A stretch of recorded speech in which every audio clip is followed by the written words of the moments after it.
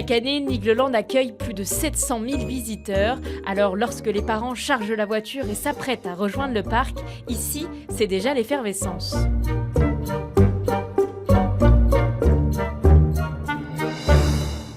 Vous le voyez derrière moi, le parc de Nigloland s'anime, mais avant d'accueillir ses clients, il y a toute une préparation à réaliser en amont et c'est ce que nous avons suivi ce matin.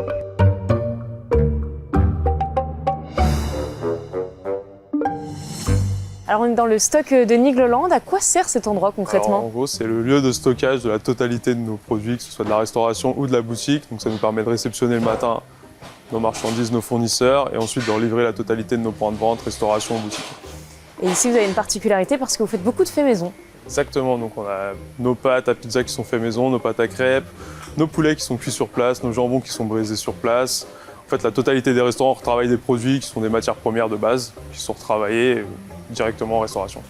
Et puis le plus aussi, c'est que vous fournissez local. Exactement. À Nigloland, beaucoup d'aliments sont fabriqués sur place, le pain, les légumes, mais surtout les pop-corn, une gourmandise que les habitués connaissent bien.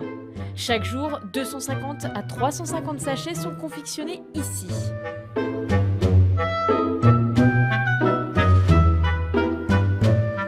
Le parc compte 43 attractions.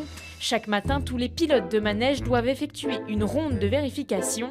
Avec sa checklist, Johan fait le tour complet du Krampus Expédition à la recherche de possibles anomalies. Alors vous êtes en charge de cette attraction. Concrètement, qu'est-ce que vous faites le matin quand vous arrivez? Alors tous les matins, on a une liste de vérification journalière à faire. Donc elle dure 1h15 pour cette attraction. Donc on a toute une liste qui va consister pour les rafts, donc les bateaux, le lift, le pré-lift, le bassin, la fosse, donc les sondes. On a aussi un tour d'essai pour chaque bateau à faire. Donc en fait, c'est ce qui va comprendre toute la sécurité de l'attraction. C'est essentiel, vous ne pouvez pas partir sans. C'est ça, c'est obligatoire. On ne peut pas commencer la journée d'attraction sans cette liste. Alors comment ça se passe? Vous faites le tour, vous checkez, c'est ça? C'est ça, en fait on arrive, on a du coup toute la liste, chaque étape, et on doit mettre une croix si c'est bon, si c'est pas bon. On a un petit cadran qui est marqué remarque, et en fait comme ça, s'il y a quelque chose qui ne va pas, on appelle, et on marque aussi notre nom, prénom pour savoir justement qui était là ce jour-là. Alors ça c'est ce que vous faites le matin quand vous arrivez. Comment ça se passe ensuite? Quelle est une journée type pour vous? On allume l'attraction, et en fait une fois que le parc est ouvert, on accueille les clients en sécurité, du coup grâce à cette liste, parce que c'est ce qui va permettre la sécurité. Et en fait, les gens vont profiter de l'attraction du coup tout au long de la journée.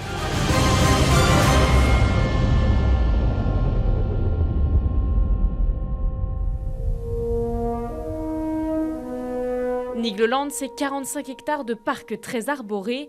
Tout au long de l'année, le service espace vert fonctionne avec 5 employés permanents et des renforts pendant la saison. Pour entretenir les végétaux du parc, ils sont les premiers à prendre leur poste vers 6 heures. Bonjour Aymeric. Bonjour. Alors ici on est chez les dinosaures. Quelles ont été un peu vos missions ce matin? Nos missions ce matin, ça a été tout ce qui était nettoyage, taille, enlèvement des mauvaises herbes. Après on a fait le tour du parc, on a soufflé les feuilles, faire en sorte que l'attraction reste propre, avec la mise en valeur des scènes au niveau des dinosaures.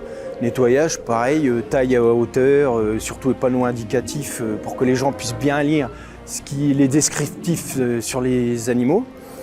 Et puis après, voilà, c'est de l'entretien, c'est nettoyage, que tout soit propre pour l'arrivée des clients. Alors un entretien qui est particulier puisqu'à Nigloland, la force c'est aussi les espaces verts. Oui, c'est un des premiers critères du parc, hein. On joue beaucoup là-dessus, tout ce qui est nature. Il faut que les gens, quand ils viennent ici, soient vraiment en communion avec la nature et qu'ils se sentent bien, qu'ils se sentent pas spécialement dans un parc d'attractions, mais qui se sentent bien dans la nature, quoi, que ça les repose et puis que ça les apaise. Et donc vous avez donc cette partie entretien, mais vous faites aussi de la thématisation puisque certains végétaux ne correspondent pas à certaines attractions. Oui, exactement, parce que comme par exemple ici, on est sur les dinosaures, donc c'est tout ce qui va être thème climat un peu plus tropical, un peu plus préhistoire. Donc on va avoir tout ce qui va être du bambou, on va avoir du forsythia, on va avoir comme ici du fatsia. Et puis après, on va avoir tout ce qui est fougère, un petit peu de plantes épineuses, que ça rappelle un petit peu le thème des dinosaures, le thème un petit peu préhistorique.